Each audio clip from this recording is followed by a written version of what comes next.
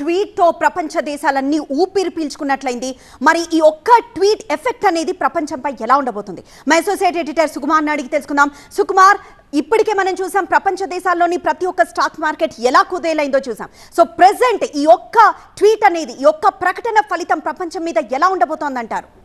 పూర్ణిమ, ముఖ్యంగా మనకి ఈ ట్వీట్ అనేది చాలా రిలీఫ్ ఇచ్చినట్టుగానే చెప్పాలి. ఎందుకంటే బ్రెంట్ క్రూడ్ కనుక చూస్తే దాదాపు $108 నుండి ఒక్కసారిగా $98 కిందికి రావడం జరిగింది.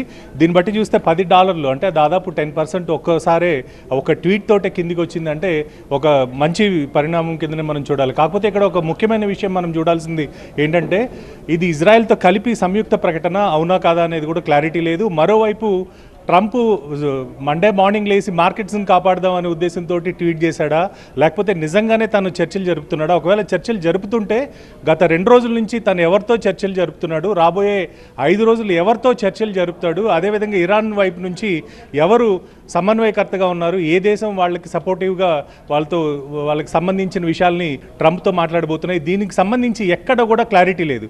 కాబట్టి ఈ ట్రంప్ చేసిన ట్వీట్ని సీరియస్గా తీసుకోవాలా లేదా అనేది కూడా మనం గమనించాలి. ముఖ్యంగా మార్కెట్లు అయితే మనకి నెగిటివ్గానే క్లోజ్ అవుతున్నాయి. కాకపోతే క్రూడ్ ఆయిల్ విషయానికి వస్తే $108 నుండి ఇందాక మనం అనుకున్నట్టు $98 కిందికి వచ్చి మళ్ళీ 99.49 అంటే దాదాపు $100 మళ్ళీ పెరుగుతుంది.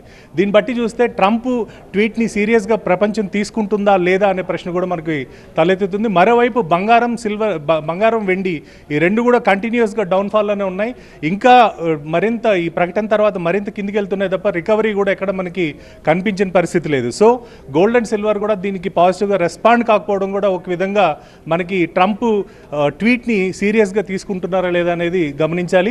మరోవైపు సీజ్ ఫైర్ అంటూ ఎప్పుడైతే తను ఆ వార్ డిపార్ట్మెంట్కి ఇన్ఫామ్ చేశానని చెప్పి ట్వీట్ పెట్టాడో, నిజంగానే అలాంటి ఇన్స్ట్రక్షన్స్ ఏమైనా వచ్చాయా? ఒకవేళ వచ్చుంటే అది ప్రెస్ రిలీజ్కి అటు వాళ్ళ సైనిక అధికారులు ఎవరైనా చెప్పే అవకాశం ఉంటుందా, లేకపోతే ఇజ్రాయెల్తో కలిసి వీళ్ళిద్దరూ ఒక కామన్ ప్లాట్ఫామ్ మీదకి వచ్చి ప్రెస్కి కానీ లేకపోతే ప్రపంచానికి కానీ తెలియజెప్పే అవకాశం ఉంటుందా అనేది కూడా మనం చూడాలి. ఎందుకంటే నిన్ననే ఇజ్రాయెల్ మీద భారీ ఎత్తున దాడులకి ఇరాన్ తెగబడింది. దీనివల్ల వాళ్ళు మేము తగ్గే ప్రసక్తే లేదు, రాబోయే 2-3 రోజులు అగ్రెసివ్గా వెళ్తామని చెప్పి నిన్న ఇజ్రాయెల్ ప్రకటించింది. సో ఇలాంటి సమయంలో వాళ్ళ కన్సెంట్ తోటి ట్రంప్ ఈ ట్వీట్ చేశాడా, లేకపోతే ట్రంప్ సొంతంగా నిర్ణయం తీసుకున్నాడా, దీనికి ఇజ్రాయెల్ ఎలా రియాక్ట్ అవుతుంది అనేది కూడా మనం వేచి చూడాలి. ఏదేమైనప్పటికీ కూడా యుద్ధం జరగాలి అనేది మాత్రం ఎవరి అభిమతం కాదు. అటు యూరోపియన్ కంట్రీస్ కావచ్చు, భారతదేశం కావచ్చు, వీళ్ళందరూ అంటున్నప్పటికీ కూడా ట్రంప్ చేస్తున్న ట్వీట్స్కి సంబంధించి ఎక్కడ కన్స్ట్రక్టివ్గా ఒక డెసిషన్ మేకింగ్గా కానీ లేకపోతే ఒక కలెక్టివ్గా అటు ఇజ్రాయెల్తో మిగిలిన దేశాలతో కలిసి ఏదైతే తను పోరాటం చేస్తున్నాడో ఇరాన్కి అగైనెస్ట్గా, వీళ్ళందరినీ కన్సిడర్ చేశాడా, లేకపోతే ఇతను సొంత నిర్ణయం తీసుకున్నాడా, దీంట్లో కూడా వెనకడుగు వేస్తాడనేది కూడా మనం వేచి చూడాల్సిన పరిస్థితి అయితే కనిపిస్తుంది. సుకుమార్, మీరు లైన్లో ఉండండి. ఎందుకంటే నిజంగానే సుకుమార్ గారు చెప్తున్నట్లుగా అసలు ఒక క్లారిటీ అయితే లేదు. ఎవరితో డిస్కషన్స్ జరుగుతున్నాయి, ఎవరితో మిగతా 5 రోజులు డిస్కషన్స్ జరపబోతున్నారన్న విషయం అయితే ప్రస్తుతానికి క్లారిటీ లేదు.